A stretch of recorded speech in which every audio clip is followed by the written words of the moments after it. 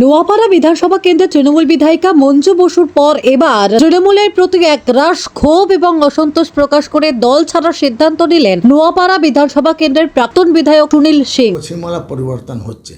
আমি আপনারা বলি যে ওয়েটিংয়ে আছি, আমি টিকিট কেটেছি। কিসের ওয়েটিং? ট্রেনের টিকিট কেটেছি। যদি কনফার্ম হয় তাহলে চলে যাব। 4 ঘন্টা আগে বলবে কি ওয়েটিং কনফার্ম, তো চলে যাব, ট্রেন ধরে কোথাও চলে যাব।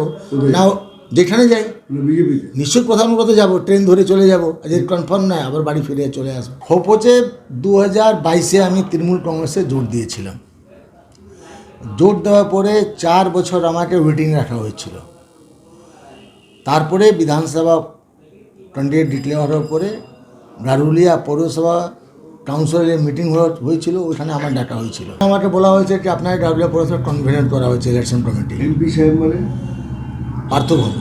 আচ্ছা তো গারুলিয়া পৌরসভার কনভেনর করা হচ্ছিল ইলেকশন কমিটি আমাকে। আমি বললাম কি 2022-এ যোগ দিয়েছি তৃণমূল কংগ্রেসে, আজ পর্যন্ত কোনো কাউন্সিলর সঙ্গে আমার কথাবার্তা হয়নি। এই দায়িত্বটা আমাকে শোনান। আপনি পার্টি যদি কিছু বলে আমি ট্রাস্ট করবো, লেকিন আমি দায়িত্ব নিতে পারবো না, এই কনভেনর আমি হতে পারবো না, এটা আমি ডিনাই করেছি। তারপরে একদিন পরে বলা হলো কি আপনাকে নোয়াপাড়া বিধানসভা কনভেনর করা হবে। আমি ওটাও বলেছি কি না, আপনি আমার করবেন না, আপনি করুন যাকে ইচ্ছা, আমি দলের সঙ্গে আছি।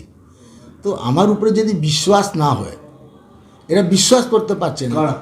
তৃণমূল কংগ্রেস, আচ্ছা তাহলে আমি কেন ওর মধ্যে পরিশ্রম করতে যাব? যদি বিশ্বাসের দল না করে তাহলে থাকবোটা কেন? মেন প্রবলেম এটাই আছে। পশ্চিমবাংলায় পরিবর্তন হবে। নোয়াপাড়া কী হবে?